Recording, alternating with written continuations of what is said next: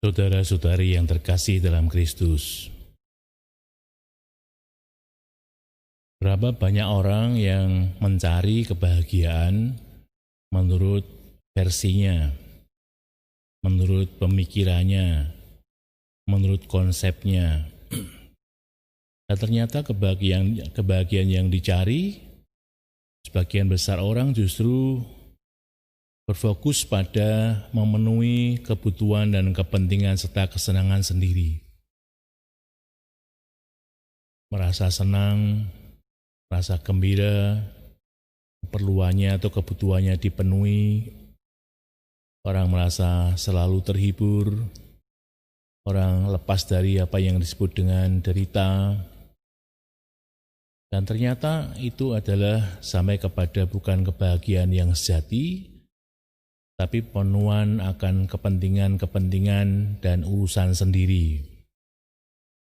Kalau itu yang dicari, maka memang bukan kebahagiaan sejati yang akan diterima, tapi adalah pemenuhan kepentingan diri, bahkan kemudian menyuburkan egoisme.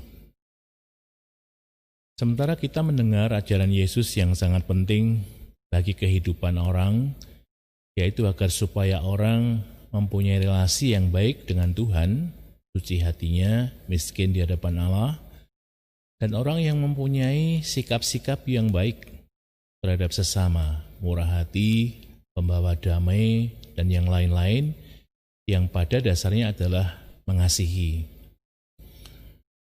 Kalau orang berpegang pada hal yang seperti itu, maka mengenai kebutuhan diri sendiri, kebutuhan fisik misalnya, bukan menjadi yang nomor satu yang akan mendatangkan kebahagiaan.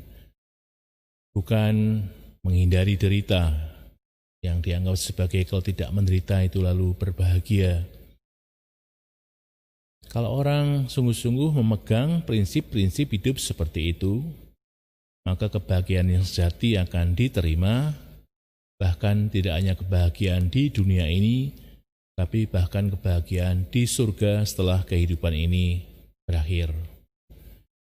Maka ketika orang menderita secara fisik, bahkan Yesus mengatakan kalau orang menderita dianiaya karena aku, itu tetap berbahagia. Orang yang menderita demi kebenaran, orang yang menderita demi ajaran Tuhan ini tidak banyak. Banyak sekali yang menderita maksud saya. Banyak orang yang kemudian menderita karena memegang kebenaran. Tapi karena sering-sering karena memegang kebenaran itu mendatangkan penderitaan, maka orang sering menghindarinya.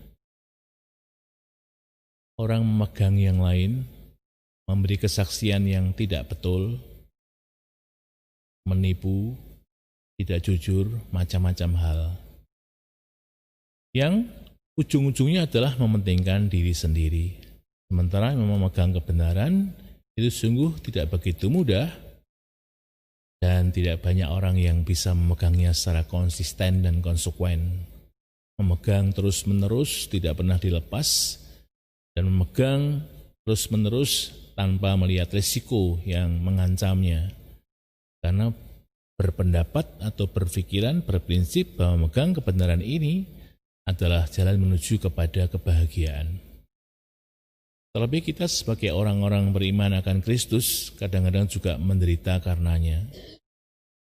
Tapi kita percaya bahwa mengikuti Kristus itulah yang benar, dan disitulah akan mendatangkan kebahagiaan yang sejati. Maka mari kita sering mensyukuri sabda bahagia ini.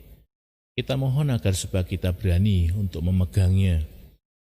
Kita berani untuk mengamalkan dan mewujudkan dalam kehidupan kita sehari-hari.